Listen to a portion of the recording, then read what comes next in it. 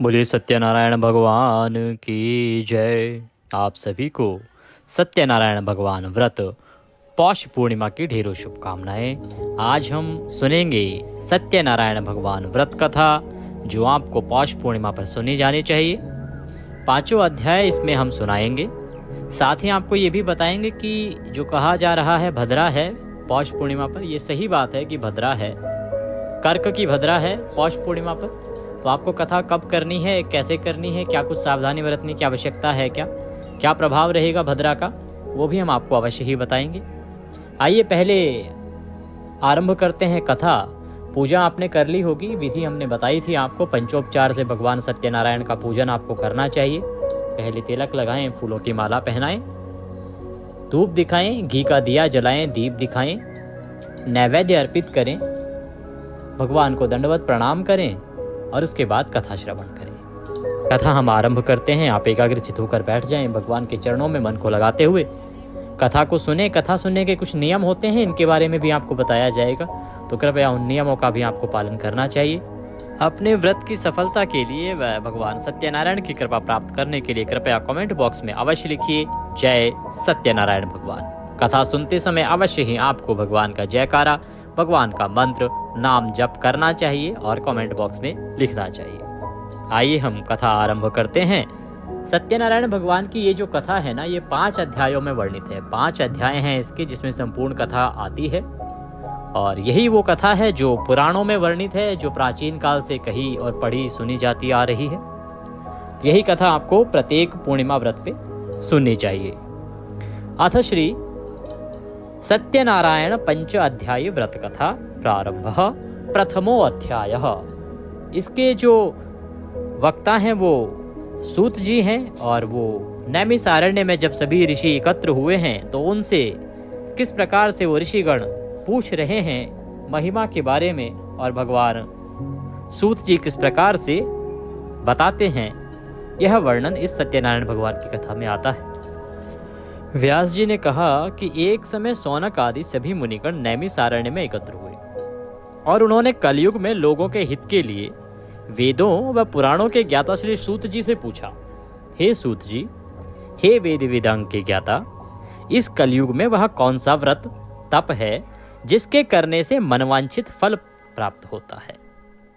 हे महामुने, कृपा करके हमें कलयुग में पापों से छुटकारा और धन धान्य देने वाला कोई उपाय बताएं।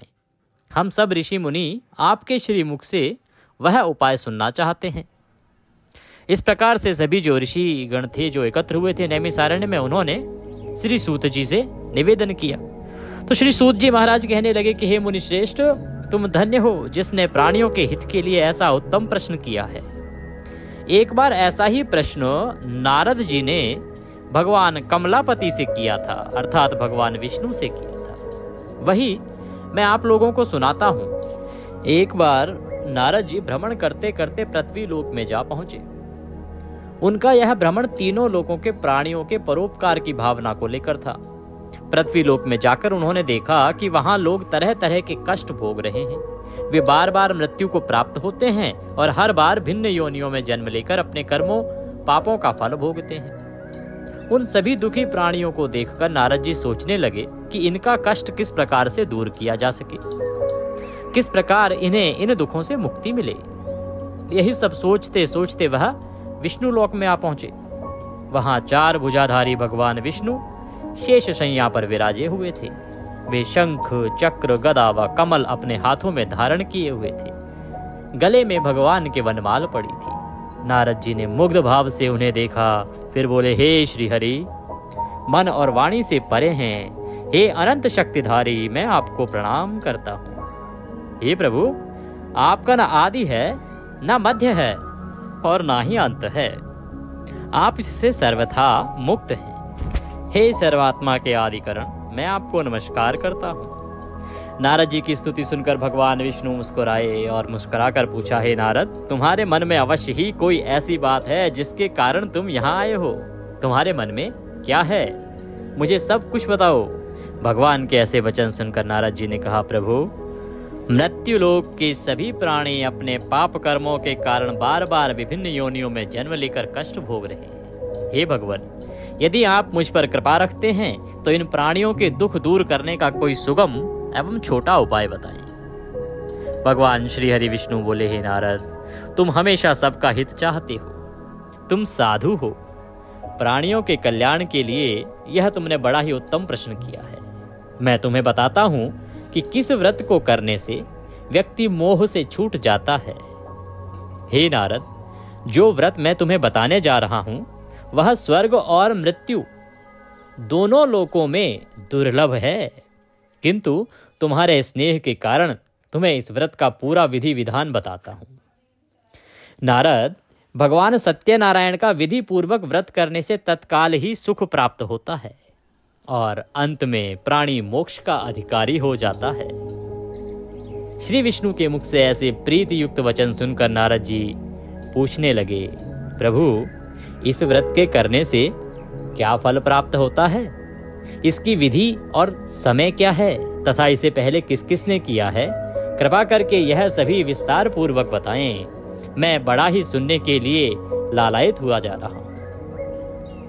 भगवान श्री हरि विष्णु ने कहा, हे नारद, यह व्रत दुख और शोक को दूर करने वाला है। इससे धन धान्य में वृद्धि होती है तथा सौभाग्य व संतान की प्राप्ति होती है। प्राणी को चारों दिशाओं में विजय श्री दिलाने वाले इस व्रत को व्यक्ति किसी भी दिन पूर्ण श्रद्धा व भक्ति से कर सकता है। सायंकाल धर्म में पूरी आस्था रखते हुए बंधु बांधवों सहित किसी ब्राह्मण के सहयोग से भगवान श्री सत्यनारायण जी का पूजन करना चाहिए। सवाया प्रसाद बनाकर प्रसाद में केले का फल, घी, दूध व गेहूं का आटा लेना चाहिए। यदि गेहूं का आटा उपलब्ध ना हो तो चावल का आटा भी ले सकते हैं और उसमें शक्कर के स्थान पर गुड़ मिला सकते हैं। यह सब मिलाकर सवाया बना लें, नैवेद्य भगवान को अर्पण करें। इसके बाद कथा सुनकर प्रसाद ग्रहण करना चाहिए तथा ब्राह्मणों को दक्षिणा देनी चाहिए। बंधु बांधवों सहित ब्राह्मणों को भोजन कराकर स्वयं भी भोजन करना चाहिए। प्रसाद आदि ग्रहण करने के बाद भजन कीर्तन आदि करना चाहिए। फिर भगवान सत्यनारायण का स्मरण करते हुए सभी बंधु बांधव अपने घरों को प्रस्थान करें। इस प्रकार जो भी भगवान श्री सत्यनारायण जी का व्रत पूजन करता है उसकी सभी मनोकामनाएं अवश्य पूरी होती हैं। इस कलयुग में दुख एवं दरिद्रता से छुटकारा पाने का इससे छोटा कोई और उपाय नहीं है।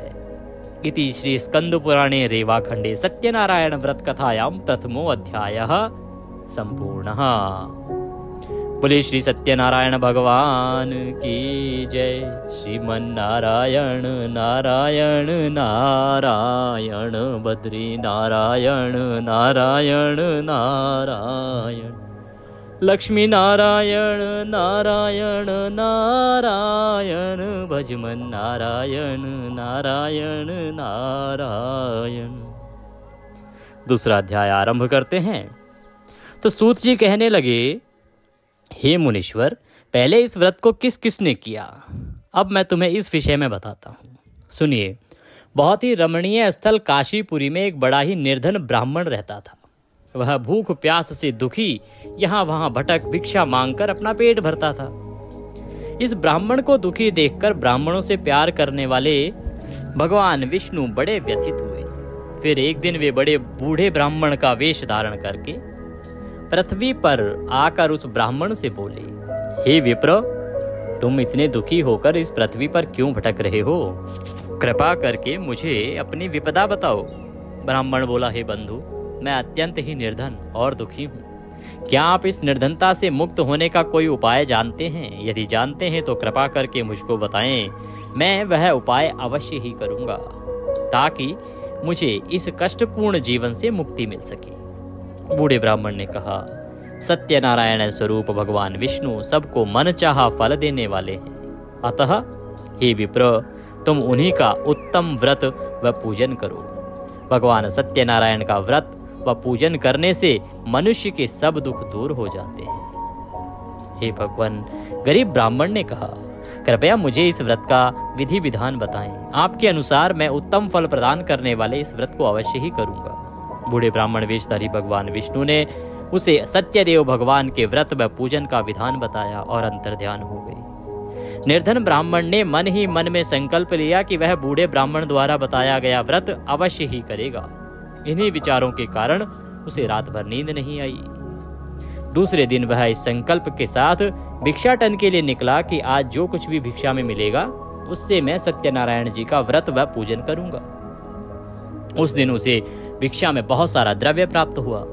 उसी से ब्राह्मण ने अपने बंधु बांधवों सहित श्री सत्यनारायण भगवान का व्रत किया। व्रत के प्रभाव और भगवान सत्यदेव की कृपा से वह संपत्तिवान हो गया। तब से उस ब्राह्मण ने प्रति माह व्रत रखना आरंभ कर दिया और अंत में सब पापों से मुक्त होकर वो मोक्ष को प्राप्त हुआ। हे विप्रों, इस प्रकार पृथ्वी पर जो कोई भी श्रद्धा पूर्वक इस व्रत को करेगा उसके सभी दुख दूर होंगे। श्रीमन नारायण जी ने यही वचन नारद जी से कहे थे। अब आप लोग बताइए कि और क्या जानने की इच्छा रखते हैं। तब ऋषिगणों ने पूछा, हे सूत जी, अब यह बताएं कि आगे चलकर ब्राह्मण के बाद किस किसने इस व्रत को किया, यह जानने की हमारी प्रबल इच्छा है। श्री सूत जी बोले, उस ब्राह्मण से सुनकर आगे यह व्रत किन किन लोगों ने किया यह भी ध्यान पूर्वक सुनो, मैं आपको सुनाता हूँ। वह ब्राह्मण धन धान्य से भरपूर होकर एक बार व्रत कर रहा था कि एक लकड़हारा वहां आया। लकड़ी का बोझ बाहर रखकर वह प्यास बुझाने के उद्देश्य से ब्राह्मण के घर में गया।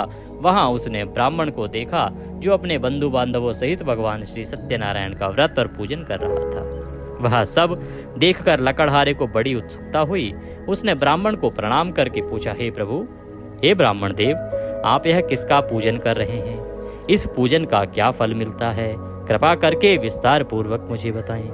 ब्राह्मण बोला, हे भाई लकड़हारे, हम यह भगवान सत्यनारायण का व्रत और पूजन कर रहे हैं। सत्यदेव भगवान का यह व्रत सभी मनोरथों को सिद्ध करने वाला और शुभ फलदायी है। उन्हीं की कृपा से मेरे घर में यह सब धन धान्य और सुख वैभव आया है। यह जानकर लकड़हारा बहुत प्रसन्न हुआ। वह प्रसाद ग्रहण करके तथा जल पीकर बाहर आया और अपना गट्ठर उठाकर लकड़ी बेचने के लिए शहर को चल दिया।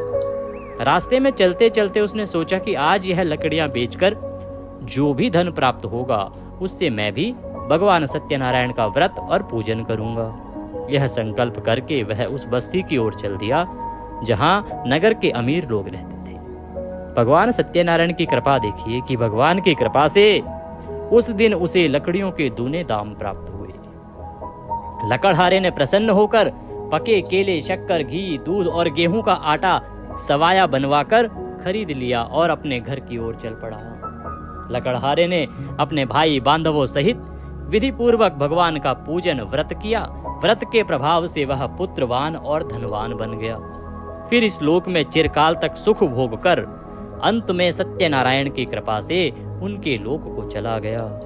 इति श्री स्कंद पुराणे रेवाखंडे सत्यनारायण व्रत कथायाम द्वितीयो अध्याय संपूर्ण। बोले सत्यनारायण भगवान की जय। श्रीमन्नारायण नारायण नारायण लक्ष्मी नारायण नारायण नारायण भजमन नारायण नारायण नारायण श्रीमन नारायण नारायण नारायण। तृतीय अध्याय आरंभ। तीसरा अध्याय आरंभ करते हैं। तो सूत जी बोले, हे मुनियों, अब मैं इससे आगे की कथा सुनाता हूँ, ध्यान पूर्वक सुनो। पूर्व काल में उल्कामुख नाम का एक बुद्धिमान राजा था। वह बड़ा ही जितेंद्रिय एवं सत्यवादी था। वह नित्य प्रति मंदिरों आदि में जाकर ब्राह्मणों को दान दक्षिणा आदि देकर प्रसन्न रखता था। उसकी रानी बड़ी पतिव्रता और सुमुखी थी। एक बार वो राजा रानी भद्रशिला नदी के तट पर भगवान सत्यनारायण का व्रत कर रहे थे। उसी समय साधु नामक एक वैश्य धन धान्य से भरी अपनी नौका लेकर वहां पहुंचा। साधु वैश्य ने नाव को किनारे पर लगाकर व्रत पूजन में व्यस्त राजा रानी को देखा। फिर उनके निकट जाकर विनय पूर्वक राजा से बोला, हे राजन, आप इतने भक्ति भाव से यह किस देवता का पूजन कर रहे हैं? कृपा करके यह सब वृतांत मुझे भी बताएं। राजा उसकी विनय सुनकर बोला, हे वैश्य, हम अपने बंधु बांधवों सहित विष्णु भगवान जैसे तेजस्वी भगवान श्री सत्यनारायण जी का व्रत और पूजन कर रहे हैं। यह सब हम पुत्र आदि की प्राप्ति के लिए कर रहे हैं। राजा की बात सुनकर साधु बोला, महाराज, आप कृपा करके मुझे इस व्रत के संबंध में सारा विधान बताएं ताकि मैं भी यह व्रत करूं। मेरे भी कोई संतान नहीं है, क्या इस व्रत के प्रभाव से मेरे संतान हो जाएगी? अवश्य होगी वैश्य, भगवान सत्यदेव किसी को कभी निराश नहीं करते हैं। यह कहकर राजा ने उसे व्रत से संबंधित पूरा विधि विधान बता दिया। सब कुछ जान लेने के बाद वैश्य खुशी खुशी अपने घर को चल दिया।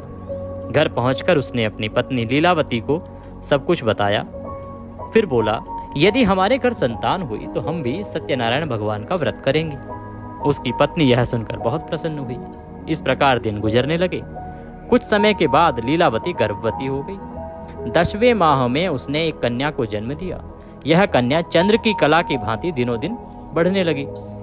इस कन्या का नाम कलावती रखा गया। एक दिन लीलावती ने अपने पति से कहा, स्वामी, आपने कहा था कि जब हमारे संतान उत्पन्न हो जाएगी तब आप भगवान सत्यनारायण का व्रत व पूजन करेंगे।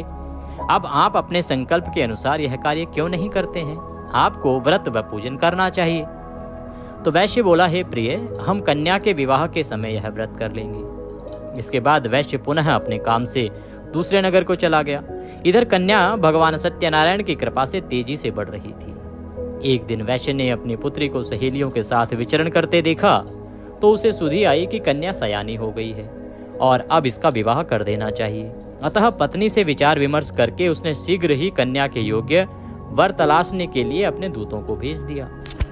आज्ञा पाकर दूत सर्वप्रथम सुसंपन्न कांचन नगर को चल दिए। कुछ दिनों बाद वे वहां से एक बड़े ही गुणवान और सुंदर वैश्य पुत्र को अपने साथ ले आए। साधु वैश्य ने अपने बंधु बांधवों सहित उसे देखा और वार्तालाप करके संतुष्ट हो गया। फिर कुछ दिन बाद उसने विधि पूर्वक अपनी कन्या का विवाह उसके साथ कर दिया। लेकिन दुर्भाग्यवश उस समय भी वह भगवान श्री सत्यनारायण जी का व्रत और पूजन करना भूल गया। परिणाम स्वरूप श्री सत्यनारायण भगवान रुष्ट हो गए। इस प्रकार कुछ समय बीत गया। अब वैश्य ने सोचा कि व्यापार के लिए चलना चाहिए। अपने कार्यों के प्रति वह सदा ही सचेत रहता था। अतः अपने जमाता को लेकर वह व्यापार के लिए चल दिया। इस बार वह समुद्र के समीप रत्न सागर नामक सुंदर और संपन्न नगर को गया। वहां जाकर वह अपने जमाता के साथ व्यापार में व्यस्त हो गया। इस सुंदर और संपन्न नगर में राजा चंद्रकेतु का राज्य था। उस समय अपनी प्रतिज्ञा से भ्रष्ट हुए वैश्य को भगवान सत्यनारायण ने श्राप दिया कि हे वैश्य, तू घोर कष्ट को प्राप्त होगा। एक दिन राजा की संपत्ति चुराकर एक चोर वहां गया जहां वैश्य और उसका जमाता ठहरे हुए थे। उसके पीछे राजा के सिपाही लगे हुए थे। अतः डर के मारे उसने राजा का चुराया हुआ धन वहीं छोड़ दिया और खुद वहां से आलोप हो गया, गायब हो गया। उसके पीछे पीछे आए सिपाहियों ने राजा का धन वहां पड़ा देखा तो चोरी के अपराध में उन दोनों वैश्यों को अर्थात वैश्य और उसके जामाता को बंदी बना लिया। हर्षित होकर सिपाहियों ने जाकर राजा को बताया, महाराज महाराज, राजमहल में चोरी करने वाले 2 चोरों को हम पकड़ लाए हैं, आप देखकर आज्ञा दें। भगवान की महिमा देखिए कि राजा ने बिना कुछ देखे भाले ही और विचार किए ही आज्ञा दी कि इन दोनों को बंदी गृह में डाल दिया जाए। भगवान श्री सत्यनारायण जी की माया से किसी ने भी उनकी बातों पर ध्यान नहीं दिया और किसी ने उनकी बात नहीं सुनी। राजा चंद्रकेतु की आज्ञा से उनका सारा धन छीन लिया गया। उधर भगवान के श्राप के कारण वैश्य की पत्नी भी बहुत दुखी हो गई। उसके घर की सारी संपत्ति चोर ले गए। वह शरीर से रुग्ण होकर चिंतित अवस्था में अन्न के लिए भी घर घर भटकने लगी। पहनने ओढ़ने की तो क्या कहें, घर में खाने को अन्न का दाना तक नहीं रहा। ऐसा ही हाल उसकी पुत्री कलावती का भी था। एक दिन भूखी प्यासी कलावती एक ब्राह्मण के यहाँ गई जहाँ उसने भगवान सत्यनारायण जी का व्रत व पूजन होते देखा। उसने वहां बैठकर बड़ी श्रद्धा से कथा सुनी और प्रसाद लेकर रात को अपने घर लौटी। घर आने पर उसकी माँ ने पूछा, बेटी, इतनी रात गए तू कहाँ थी तथा तेरे मन में क्या है? कलावती ने माँ को बताया, मैंने एक ब्राह्मण के घर पर सभी मनोकामनाओं को पूर्ण करने वाले भगवान सत्यनारायण का व्रत होते देखा है। मैं भी वहीं थी और श्रद्धा पूर्वक कथा श्रवण कर रही थी। कन्या की बात सुनकर वैश्य की पत्नी को तत्काल स्मरण हो आया कि उसके पति ने व्रत करने का संकल्प लिया था किंतु आज तक व्रत नहीं किया। उसने सोचा कि संभव है, इसीलिए हम पर यह कष्ट आया है। यह सोचकर उसने तत्काल ही निर्णय लिया कि अपनी पुत्री के साथ वह भी इस व्रत को करेगी। दूसरे ही दिन लीलावती ने अपने बंधु बांधवों के साथ व्रत किया और भगवान सत्यदेव से प्रार्थना की कि उसके पति व जामाता शीघ्र लौट आएं और प्रभु सत्यनारायण उनके अपराध को क्षमा करें। लीलावती द्वारा किए गए व्रत और उसकी प्रार्थना को सुनकर भगवान सत्यदेव प्रसन्न हो गए। उसी रात उन्होंने स्वप्न में राजा चंद्रकेतु को दर्शन देकर आज्ञा दी कि हे राजा, सवेरा होते ही उन दोनों वैश्यों को मुक्त कर दे तथा उनका छीना हुआ धन भी लौटा दे। यदि ऐसा नहीं करेगा तो मैं धन और पुत्रों सहित तेरे राज्य का नाश कर दूंगा। इतना कहकर भगवान अंतर्ध्यान हो गए। सुबह राजा की आंखें खुली तो उसने सभी सांसदों के साथ अपने स्वप्न के विषय में वार्तालाप किया। फिर आदेश दिया कि चोरी के अपराध में बंदी उन दोनों वैश्यों को तत्काल छोड़ दिया जाए और हमारे समक्ष लाया जाए। सिपाही आदर सहित उन दोनों को राजा के समक्ष ले आए। दोनों ने नम्रता से राजा को नमस्कार किया। वे डर रहे थे कि न जाने राजा आज क्या आज्ञा दे दे, लेकिन उन्हें देखकर बड़े ही आदर भाव से राजा ने कहा, भगवान ने आपको कष्ट दिया है, किंतु अब डरने की कोई बात नहीं है।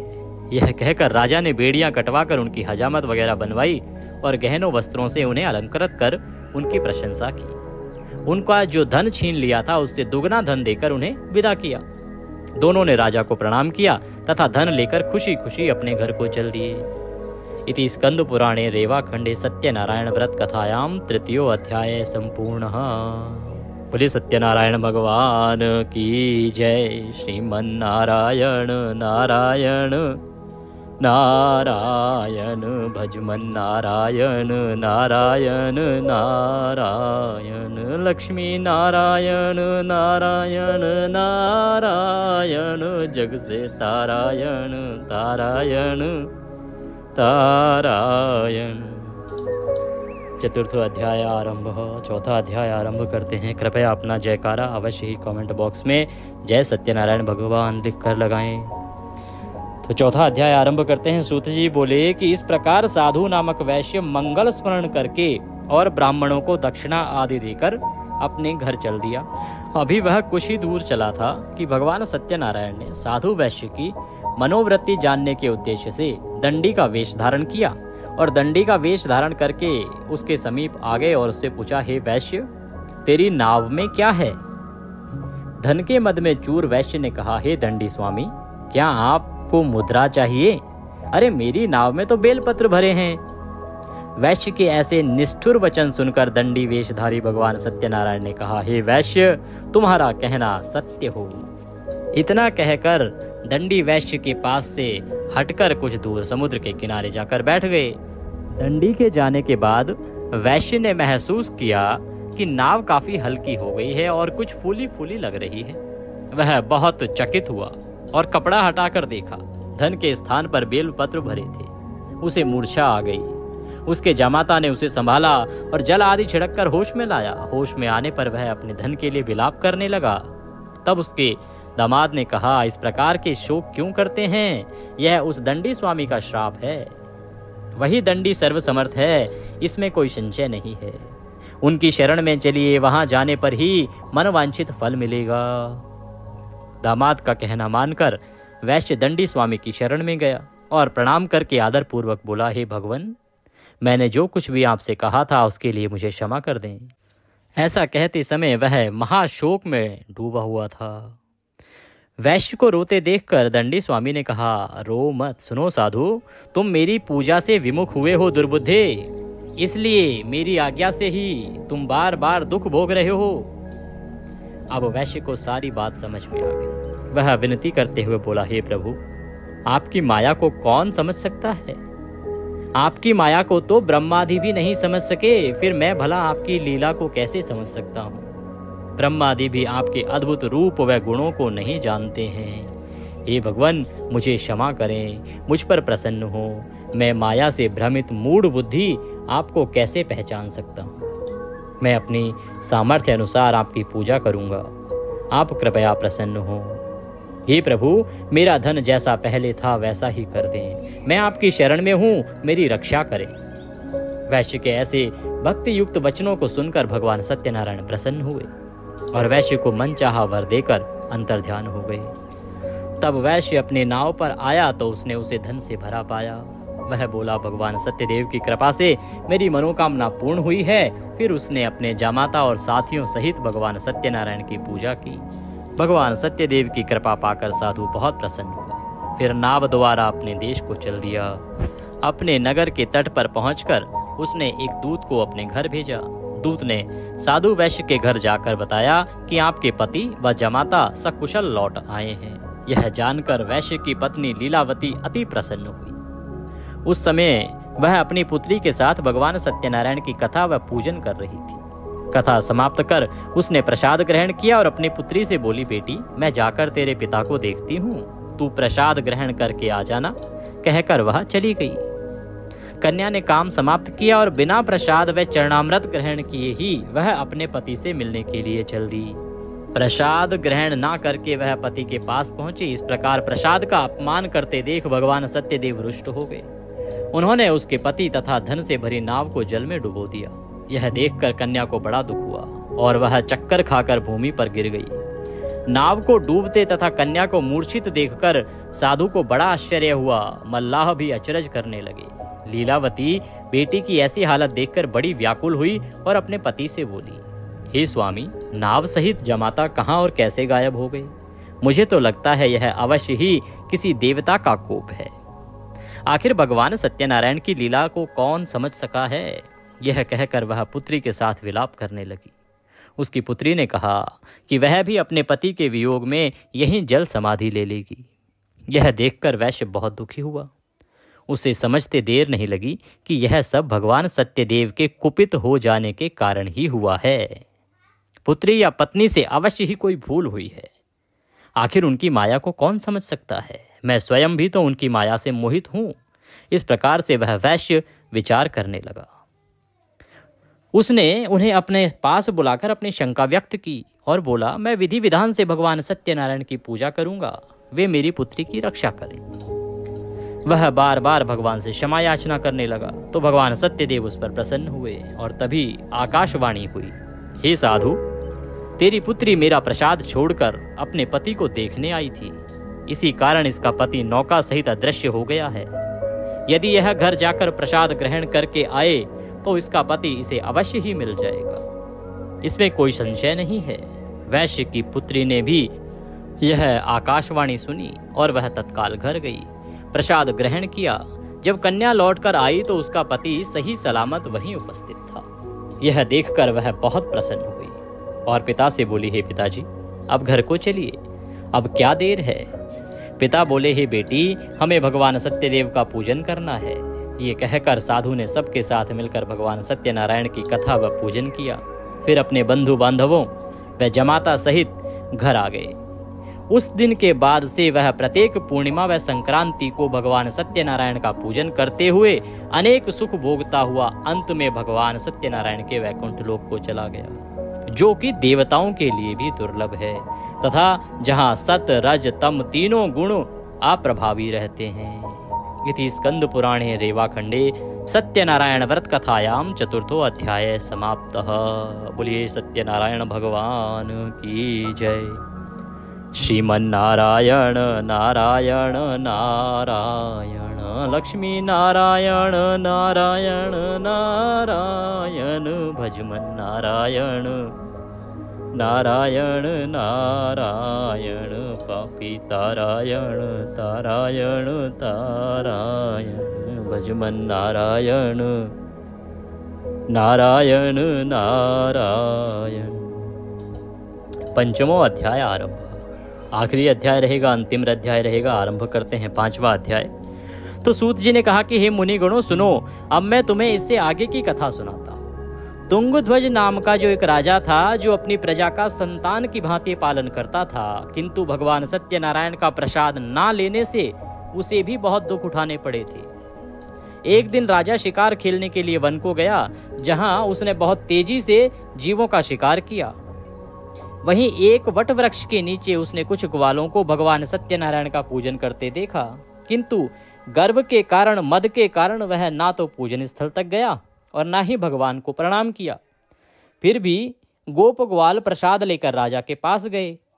प्रसाद राजा के समीप रखकर वे पूजन स्थल को वापस लौट गए। राजा ने प्रसाद की ओर देखा भी नहीं, जिसके कारण उसे बड़ा ही दुख भोगना पड़ा। उसके 100 पुत्र, धन धान्य व राज्य सभी कुछ नष्ट हो गया। अतः राजा वहीं वापस पहुंचा जहां भगवान सत्यदेव का पूजन हो रहा था। वहां जाकर राजा ने ग्वाल बालों के संग भगवान सत्यनारायण का पूजन किया और क्षमा याचना की। इससे भगवान सत्यनारायण प्रसन्न हो गए। उनकी कृपा से उसे पुत्र आदि सब कुछ पुनः प्राप्त हो गया। फिर इस जीवन में सुख भोग कर अंत में वह सत्यनारायण भगवान के लोक को गया। इस परम दुर्लभ सत्यनारायण व्रत को जो भी धारण करता है और इसकी फलदायी कथा को भक्ति पूर्वक सुनता है, उसे श्री सत्यनारायण की कृपा से भरपूर धन धान्य प्राप्त होता है। दरिद्र धन पाते हैं, बंदी बंधनों से मुक्त हो जाते हैं, भयग्रस्त का भय मिट जाता है। यह निसंदेह सत्य है। इस कथा व व्रत के प्रभाव से व्यक्ति जीवन भर सुख भोग कर अंत में सत्य लोक को पाता है। हे विप्रो, ये मैंने सत्यनारायण व्रत की कथा कही। इसके प्रभाव से व्यक्ति सब बंधनों से मुक्त हो जाता है। यह व्रत पूजन कलयुग में विशेष फलदायी है। भगवान सत्यनारायण अलग अलग समय में अलग अलग रूप धरकर अपने भक्तों को सुख पहुंचाते हैं। कोई उन्हें काल कहता है, कोई ईश्वर, कोई सत्यदेव तो कोई सत्यनारायण। अनेक रूप धरकर भी वे मनचाहा फल देने वाले हैं। कलयुग में सत्य व्रत रूपी सनातन सत्यनारायण ही होंगे। सभी को मनचाहा फल देने के लिए भगवान विष्णु ने सत्यनारायण का रूप धर लिया है। हे मुनिगणों, इस कथा का नित्य पाठ करेंगे अथवा सुनेंगे, श्री सत्यनारायण की कृपा से उनके समस्त पाप नष्ट हो जाएंगे। सूत जी बोले, हे मुनीश्वरों, जिन्होंने सत्यनारायण का व्रत पहले किया था, उनके अगले जन्म की कथा सुनाता हूं, सुनो। महान बुद्धिमान शतानंद ब्राह्मण सुदामा हुआ और श्री कृष्ण की आराधना कर मोक्ष को प्राप्त हुआ। लकड़ी बेचने वाला जो लकड़हारा था, वो अगले जन्म में भील गोहराज बना और श्री राम जी की सेवा करके मोक्ष का अधिकारी हुआ। जो राजा उल्कामुख थे, वो महाराज दशरथ हुए और श्री रंगनाथ की पूजा कर वैकुंठवासी हुए। साधु नामक जो वैश्य था, वह सत्यव्रतधारी मोरध्वज राजा बना। वह आधा शरीर आरे से चीरकर दान देने के कारण मोक्ष को प्राप्त हुआ। राजा तुंगध्वज स्वयंभू मनु हुए। वे सभी को वैष्णव पथ पर लगा भागवत बना वैकुंठ को गए। इति श्री स्कंद पुराणे रेवाखंडे सत्यनारायण व्रत कथायाम पंचमो अध्याय संपूर्ण। इसी के साथ श्री सत्यनारायण भगवान कथा का यह 5वां अध्याय यहाँ समाप्त होता है। बोलिए सत्यनारायण भगवान की जय। श्रीमन नारायण नारायण नारायण, भजमन नारायण नारायण नारायण। इसके बाद भगवान सत्यनारायण की आरती करेंगे। आरती करके भगवान को पंजीरी का भोग लगाएंगे। पंचामृत अवश्य बनाइएगा। पंचामृत और पंजीरी से भगवान सत्यनारायण को भोग लगाइएगा। आरती सजा लीजिए। कर्पूर के साथ आरती करते हैं। जय लक्ष्मी रमणा स्वामी, जय लक्ष्मी रमणा, सत्यनारायण स्वामी जनपातक हरणा। ओम जय लक्ष्मी रमणा। रत्न जड़ित सिंहासन अद्भुत शबिराजे, प्रभु अद्भुत शबिराजे। नारद करत निराजन, घंटा ध्वनि बाजे। ओम जय लक्ष्मी रमणा। प्रकट भये कलि कारण, द्विज को दर्श दियो, प्रभु द्विज को दर्श दियो। बूढ़ो ब्राह्मण बन के, बूढ़ो ब्राह्मण बन के, कंचन महल कियो। ओम जय लक्ष्मी रमणा। दुर्बल मील कठारो, जिन पर कृपा करी, प्रभु जिन पर कृपा करी। चंद्रचूड़ एक राजा, तिनकी विपत्ति हरी। ओम जय लक्ष्मी रमणा। वैश्य मनोरथ पायो, श्रद्धा तज दीनी। सुफल भोग्यो प्रभु जी, फिर स्तुति कीनी। ओम जय लक्ष्मी रमणा। भाव भक्ति के कारण, छिन छिन रूप धरो। श्रद्धा धारण कीन्ही, तिनको काज सरो। ओम जय लक्ष्मी रमणा। ग्वाल बाल संग राजा, वन में भक्ति करी, मनवांछित फल दीनो दीन दयालु हरि। ओम जय लक्ष्मी रमणा। चढ़त प्रसाद सवायो, कदली फल मेवा, धूप दीप तुलसी से राजी सत्य देवा। ओम जय लक्ष्मी रमणा। सत्य नारायण जी की आरती जो कोई नर गावे, स्वामी प्रेम सहित गावे। रिद्धि सिद्धि सुख संपत्ति सहज रूप पावे। ओम जय लक्ष्मी रमणा। बोलिए सत्यनारायण भगवान की जय। इसके बाद अब आप आरती लेंगे, पंजीरी का भोग लगाइएगा, पंचामृत का भोग लगाइएगा, तुलसी दल लगाइएगा, साथ में रखिएगा, भोग लगाइएगा। भोग लगा के प्रसाद बंधु बांधवों में वितरित कीजिएगा, ब्राह्मण को भोजन कराइएगा, दान दक्षिणा आदि दे के विदा कीजिएगा। हमारे निमित्त यदि आप कोई दान राशि भेजना चाहते हैं तो जानकारी दी गई है डिस्क्रिप्शन बॉक्स में, वहाँ से आप भेज सकते हैं, या आप कमेंट बॉक्स में लिखकर भी पूछ लीजिएगा, हम अवश्य ही वहाँ पर आपको अपने अकाउंट्स की जानकारी प्रदान करेंगे। आप सुपर थैंक्स के माध्यम से भी हमें अपनी सहयोग राशि दक्षिणा राशि भेज सकते हैं। बात करते हैं भद्रा की कि आज भद्रा है। हाँ बिल्कुल आज भद्रा है। भद्रा आरंभ हो रही है सुबह से ही, रात्रि को जैसे ही पूर्णिमा तिथि लगी है वैसे ही भद्रा आरंभ हो गई है और 4:30 बजे तक भद्रा रहेगी, ये सही है। परंतु ये जो भद्रा है ना, ये कर्क की भद्रा है। कर्क की भद्रा होने का मतलब है कि भद्रा का जो वास है वो स्वर्ग में रहेगा। स्वर्ग की भद्रा है, इसीलिए कोई दोष नहीं है। आप कथा कभी भी कर सकते हैं, पूरा दिन जैसे आप अन्य पूर्णिमा पर व्रत करते आए हैं वैसे ही व्रत कीजिए, कथा श्रवण कीजिए, पूजन कीजिए। वैसे भी पूर्णिमा व्रत पर भद्रा का दोष जो है वो लागू नहीं होता है। भगवान सत्यनारायण सब पर कृपा करें। वीडियो अच्छा लगे तो उसे लाइक अवश्य कीजिएगा। बहुत ही उपयोगी कथा है, भगवान का प्रचार प्रसार है। जितना अधिक लोगों को आप भेजेंगे उतना अधिक पुण्य फल आपको प्राप्त होगा। तो अधिक से अधिक लोगों तक ये लिंक शेयर कीजिए, कथा शेयर कीजिए, ताकि लोग भी सुने और भगवान का आशीर्वाद प्राप्त करें। जय श्री सत्यनारायण भगवान।